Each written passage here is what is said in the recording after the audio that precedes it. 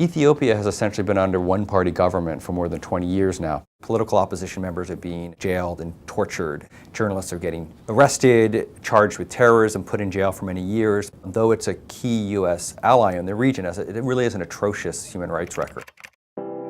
I have described the Citizen Lab as a hacktivist hothouse. Researchers at Citizens Lab have been tracking the use of spyware for the last several years, and it looks as though the Ethiopian government is using spyware to track journalists even when they're not in Ethiopia itself. The Ethiopian community in the United States is about 500,000 people strong, and about half of that community is in the Washington area. The group in Northern Virginia is called the Ethiopian Satellite Television Service. They beam reports back into Ethiopia that frequently are critical of the government.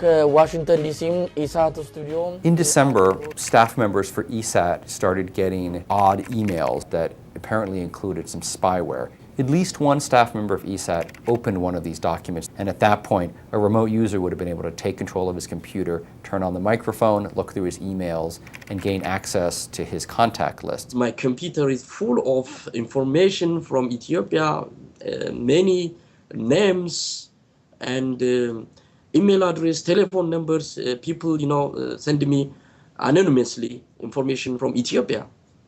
And that could potentially put people back in that country in mortal danger.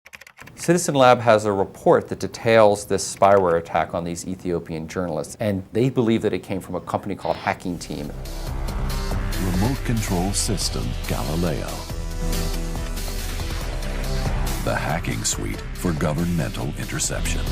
There's been a growth in the past few years of these commercial spyware and surveillance tools. And while it once was the case that only the most sophisticated governments in the world could potentially flip on our microphones, for example, or rifle through documents on our hard drives, this has become democratized now. These companies are making this kind of technology available to all sorts of governments all over the world. And so we're remarkably vulnerable to spying of this sort. Rely on us.